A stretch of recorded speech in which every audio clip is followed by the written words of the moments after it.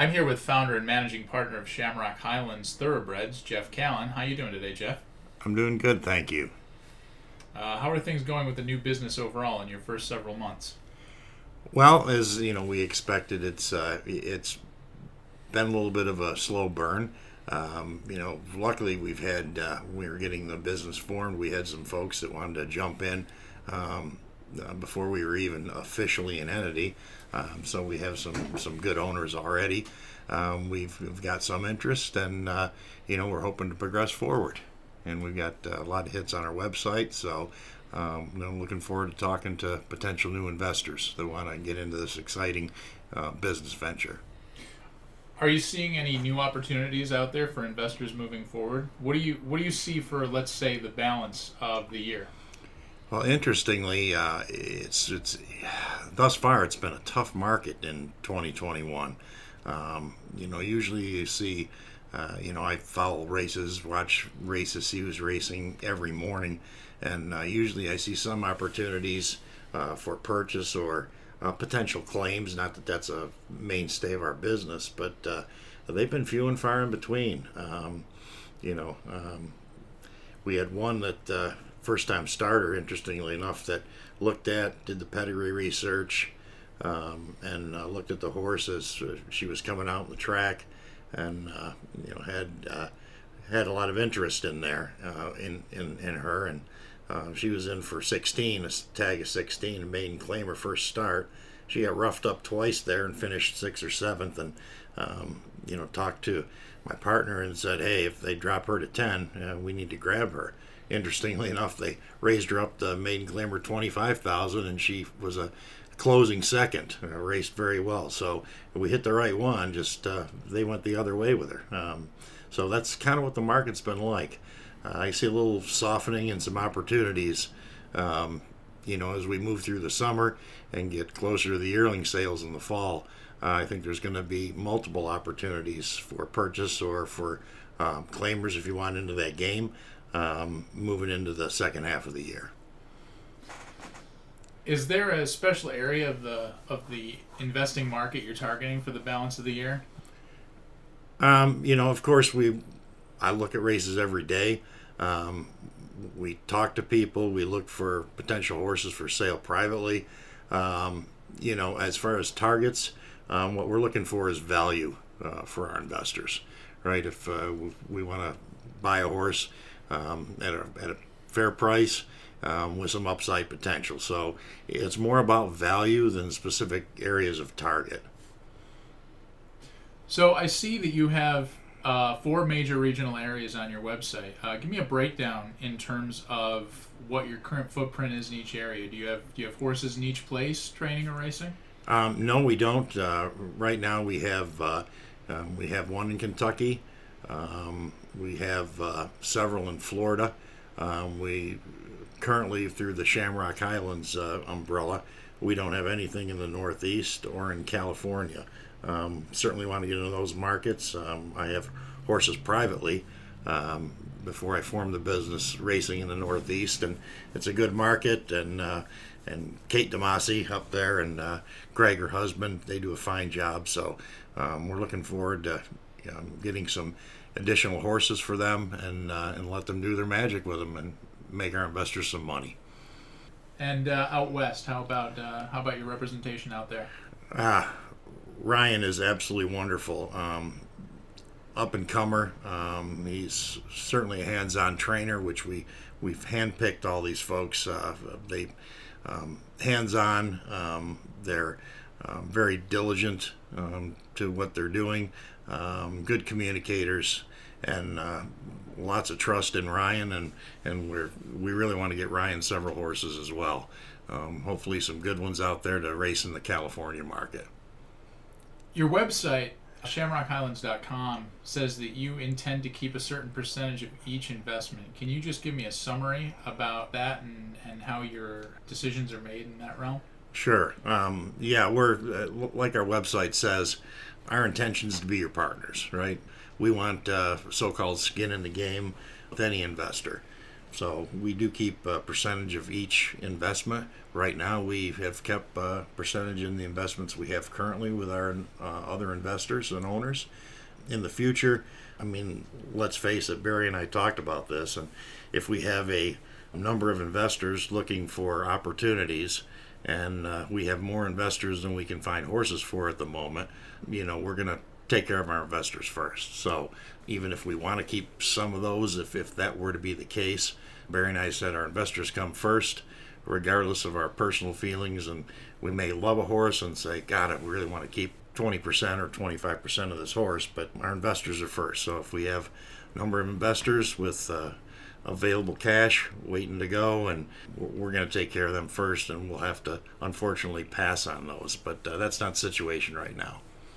So when I talk to people about racing, I have a lot of people that love watching the horse races, follow the big players and stuff like that. And if I bring up the business, if I bring up the actual investments in horses, the biggest thing I hear from them when they're interested is, how much is this going to cost me to just dip my toe in the water? What's the minimum amount I can invest in this and still be serious? What does that look like for a fan who wants to dip their toe in the water, but make it worth it to them? And what are the steps involved in that? Typically, and those costs are kind of broken down on our website. You can do anything. It depends on what you want to get into. Obviously, training costs are higher than just boarding costs. We have the Cinco Charlie filly named Kentucky Rain. Beautiful young filly. You can get into her very reasonable for 10% and at $1,800. And right now it's about $90 or $100 a month to keep her. Now, as we move forward and she goes to getting broke and in training, obviously that changes. And roughly we say budget $280 or $285 a month, rough money, for every 10% of a horse you own. So kind of a good rule of thumb. Depends on vet bills and other things. It may be higher, but that's probably a good budgetary figure. Really, what does it look like? It depends on the investor. As our website says, and what our intention is to understand our investors' needs, what they're looking for. Are they looking for long term? Are they looking to go and win some races right now? Are they looking for young horses that may have a lot of upside potential they can get into and spend some money in 3 and 4 months to develop them? Really, we try to talk to each investor, understand what their objective is, what their budget is, how much they're willing to spend, give them the pros and cons of each, and then and give them the information they need to make the right decision for them. So it's not one size fits all. Everybody has some different needs, and we try to understand what those are. We're good listeners, and we offer our opinions. I guess the bottom line is the most important thing in my mind is diversity. Don't buy 70% of one horse, no matter how much you like them. Buy 25% of 3 horses. And that way, if you got one racing well and one goes off the track for whatever reason, a layup, or has a medical issue or gets sick, then you still got cash flow. Diversification, I think, is the key to success. So for someone to say a little bit more than just dipping the toe in the water resources, from your perspective, that would be your main tip is to diversify among a number of properties. Absolutely. Again, it depends on if you claim a horse. You can have some upside potential, but typically that upside potential is somewhat limited. Not always. You could really strike gold, but you've got more of an opportunity the further back you go. Younger horses, good pedigrees, buy them early and take the time. If you want to, what I call swing for the fences, right? More time, some more money, but higher long-term potential. Speaking of long-term potential, we've been talking mostly about training and racing in terms of investment, but some recent news I've seen on your website says that you're moving into the breeding business. Tell me about that situation and how you decided that you were going to diversify into breeding as well as racing. Well, it wasn't. It actually wasn't a planned element of our business or something we planned on getting into right away. but we have a well-bred 3-year-old feasting. She's got a great maternal line, lots of high dollar winners, and she was later than the rest of them coming when we got her, and she's been kind of up and down for a variety of nagging little reasons. The second time, and so Barry, it was actually his idea.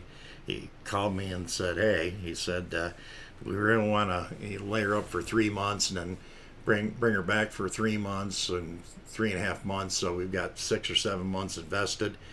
She's a 3-year-old. Her pedigree's great. We're in the middle of a breeding season right now, and I think we should breed her. And I was somewhat taken back by that because I hadn't considered that option. But his words were to me were, "Hey, you're good at pedigree research. I'm gonna choose some stallions, and you do the same, and then let's get back together and tell me what you think and what you're thinking." So I thought, okay, I'll keep an open mind, and did the research, and the more I thought about it, the more I thought that yeah, we've got a real high potential here with this filly's pedigree to really striking gold with this one. So I really swung to Barry's direction, and I mentioned Maximum Security along with a couple others, and Barry was all in on Maximum Security. Great racehorse, winner of $14 million plus, winner of 10 out of 14 races, right? Fantastic racehorse, and standing first year. So that's the way that we decided to go. And she was actually just bred this past Monday, just 4 days ago. Some of our partners are also have expressed interest and a lot of excitement about that. So good response from our current partnership. We're happy with the direction. In terms of your breeding feasting, there's a path to investment for a newcomer here. Yes, right now we're going to make sure she's in full, which will be another week or so. Again, we offered that, and we made the decision, reached out to our current owners and partners and said, hey, before we make this public, giving you folks first dibs if you want in. And again, there's been a lot of interest, and we may have some small shares available, but probably not a whole lot. I'm actually personally keeping 30% ownership in this venture, so I'm real high on it. I know that you have some past background in harness racing as an owner, trainer. Is there any thoughts on a future spin-off with Shamrock Highlands engaging in the harness racing business as well as the thoroughbreds? Interestingly, you're about the sixth person that's asked me that. A good question. How do I answer that? Well, I'll start out by saying never say never, because the first time you say never, 3 years or 4 years from now, the never actually becomes a reality. Today, I don't have any thoughts of it. Do I still watch some races? Yes. Do I still have some friends in the business? A lot of them are retired, but yes, I still know people in the business. I guess bottom line, once a trainer, always a trainer. And even though it was many years ago, would I feel comfortable getting back in the bike and sitting behind one and taking them for a spin in a training mile? Yeah, absolutely. So no plans right now. Amazingly enough, like I said, a number of people have asked me that, which was interesting, but maybe in the future. That's all I'll say, but no plans right now. What is the easiest way to reach Shamrock Highlands and find out about the investment options that are available? You can go online to ShamrockHighlands.com and do a search and go to our website. We have my personal cell phone number is in there for the business. And we also have a contact sheet if you'd, like to just fill that out. And, we don't pass that information on to anybody, but we'll just, it'll send us an email automatically, and then we'll make sure we're back in touch with you folks. But my cell phone's always on, so hopefully if I'm not available or tied up, leave a message, and I guarantee I'll be back to you probably usually the same day, if not early the next day. But love to hear from folks, even to ask questions and obtain more information. All right, sounds great. Thanks for your time today. Hey, I appreciate it. Thank you.